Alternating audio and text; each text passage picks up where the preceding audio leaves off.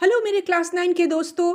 Geography के chapters में हमने 9th 10th 11th के लिए बहुत सारे वीडियोस बनाए हैं, पर आज का वीडियो केवल आपके लिए प्राकृतिक वनस्पति और वन्य प्राणी चैप्टर 5 एक क्विज से शुरू करें। बताओ तो भारत में कितने जाति के पौधे पाए जाते हैं? 47,000। और वन्य जंतु 90,000। और तीसरा सवाल, प्राकृतिक वनस्पति किसे कहते हैं? वो यही वनस्पति है जो मनुष्य के सहायता के बिना ही उत्पन्न होता है और लंबे अरसे तक जिस पर मनुष्य का प्रभाव नहीं पड़ता है। अगला सवाल, वनस्पति और प्राणी जगत में इतनी विविधता क्यों है? ये तो आप भी सोच रहे होंगे। विविधता के दो मेन कारण हैं, धरातल और जलवायु। सबसे पहले धरातल देखते हैं कि भूभोग का टोपोग्राफी कैसा है। जैसे आप जानते हो, पर्वत हो तो उसमें अलग आपको वनस्पति मिलेगा, पठार में अलग, मैदान में अलग, समुद्रधार में तो कुछ और ही मिलेगा। उपजाऊ भूमि पर कृषि और ऊबड़ खाबड़ भूमि पे जंगल और घास मिलेंगे। इसका मेन कारण है कि यहाँ मिट्टी भी अलग होती है, अलग मृदा पर अलग वनस्पति उगते हैं। जैसे आप देखो, जंगली भूमि पे, ऊबड़ खाबड़ भूमि पे क्या उग रहे हैं और कृषि भूमि, उपजाऊ भूमि पे क्या उग रहा है। दूसरा पॉइंट है जलवायु या क्लाइमेट, जिसका सबसे पहला कारक है टेम्परेचर, तापमान। तापमान पे डिपेंड करता है कि वो वनस्पति खंड को हम उष्ण बोलेंगे, ट्रॉपिकल, या उपोष्ण, सब ट्रॉपिकल, शीतोष्ण, टेम्परेट या एल्पाइन। इस चार्ट को आप अच्छी तरीके से देख लो। नंबर 2 पे है सनलाइट या धूप। किसी स्थान का धूप उस स्थान के अक्षांश और ऊंचाई पे डिपेंड करता है, लैटिट्यूड और ऑल्टीट्यूड पे डिपेंड करता है। तीसरे नंबर पर वर्षापातन या प्रेसिपिटेशन। ये तो आप जानते ही हो कि गर्मियों के महीने में जून से सितंबर तक नीचे से ऊपर की तरफ वर्षा जाती है, दक्षिण पश्चिम से ऊपर की तरफ, और अक्टूबर से दिसंबर में ऊपर से नीचे की ओर आती है। अब हमारा सवाल आता है कि भारत में वनस्पति कितने प्रकार के हैं? ये हैं 5 प्रकार के प्राकृतिक वनस्पति। सबसे पहले है उष्ण कटिबंधीय वर्षा वन, tropical evergreen rain forest. Map को अच्छी तरह से देखो।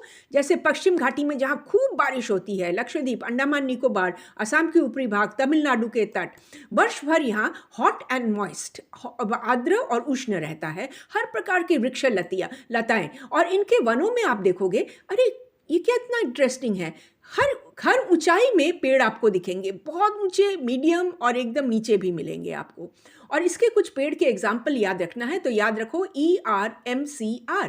E for ebony, R for rosewood, M for mahogany, C for cinchona और R फॉर रबड़। सिंकोना आप जानते हो ना, इससे क्विनीन बनता है। और इसमें जंतु किस टाइप के होते हैं? हाथी, बंदर, लंगूर, हिरन, गैंडा, चमगादड़, अनेक टाइप की पक्षियाँ। अगले पॉइंट पे हम आते हैं जो है ट्रॉपिकल डेसिडुअस फॉरेस्ट, उष्ण कटिबंधीय पर्णपाती वन। इसमें भी 2 टाइप के हैं, रेन फॉरेस्ट और ड्राई फॉरेस्ट। रेन से शुरू करते हैं। ये देखो, हरा जितना एरिया है, देश का पूर्वी भाग, उत्तर पूर्व राज्य, झारखंड, छत्तीसगढ़, पश्चिम घाटियों के पूर्वी ढाल, और यहाँ पे 100 सेंटीमीटर से 200 सेंटीमीटर तक वर्षा होती है। ग्रीष्म ऋतु के बिगनिंग में 4 से 6 हफ्तों के लिए ये पेड़ अपने पत्ते गिरा देते हैं। मेन पेड़ है सागवान। देखो कितने चौड़े चौड़े पत्ते हैं इसके। और बाकी पेड़ों का नाम याद रखना है तो याद रखो, बैस MC, बैम्बू, बांस, अर्जुन, शाल, शीशम, शहतूत और चंदन। फिर हम ड्राई फॉरेस्ट को देखेंगे, जहां 70 से 100 सेंटीमीटर तक ही वर्षा होती है, प्रायद्वीपीय पठार, बिहार, उत्तर प्रदेश जैसे एरियाज में। और इसके मेन पेड़ है सागवान, साल, पीपल और नीम। और अगर जंतु देखो, हाथी, सींग, बाघ, हिरन, सुअर, कछुए, सांप, पंछी सब मिलते हैं यहाँ पे। तीसरे नंबर पे कांटीले वन और झाड़ियाँ, जहाँ 70 सेंटीमीटर से कम वर्षापात हो। ये वाला देखो, पर्पल वाला एरिया गुजरात, राजस्थान, कुछ मध्य प्रदेश का भी हिस्सा इसमें आता है, और दक्षिण पठार का भी हिस्सा आता है। और यहाँ के मेन पेड़ है अकेशिया, नागफनी या कैक्टस, यूफोर्बिया, खजूर। इनकी जड़ें लंबी होती हैं और पानी के संधान में दूर दूर तक फैली हुई, पत्तियाँ छोटी छोटी, ताकि वाष्पीकरण कम हो। और जंतुएं चूहे, भेड़िए, शेर, जंगली गधे, घोड़े, ऊंट, ये सब मिलते हैं। चौथे नंबर पर पर्वतीय वन। पर्वतीय वन केवल एक टाइप का नहीं होता है, अलग अलग हाइट पे अलग अलग वन होते हैं। एकदम नीचे 1000 मीटर से 2000 मीटर में आपको मिलेंगे मॉइस्ट टेम्परेट फॉरेस्ट, आर्द्र शीतोष्ण कटिबंधीय वन। मेन पेड़ होंगे चौड़े पत्ते वाले ओक और चेस्टनट। और ऊपर बढ़ो 1500 से 3000 मीटर तक, हिमालय की दक्षिण ढलान, उत्तर पूर्व भारत की ऊंचाई वाले हिस्से, यहाँ आपको शंकुधारी वृक्ष मिलेंगे, कॉनिफरस फॉरेस्ट, जैसे सीडर, देवदार, चीड़, पाइन, सिल्वर फर, स्प्रूस। उससे भी ऊपर चले जाओ 3000 मीटर से ऊपर टेम्परेट ग्रासलैंड, शीतोष्ण कटिबंधीय घास के मैदान, और उससे ऊपर 3500 के मीटर के ऊपर अल्पाइन वनस्पति, जहाँ सिल्वर फर, जुनिपर, पाइन और बर्च। और एकदम जब हिमरेखा के पास आप आ जाओगे तो आपको कम कद के वृक्ष, झाड़ियाँ और घास के मैदान मिलेंगे।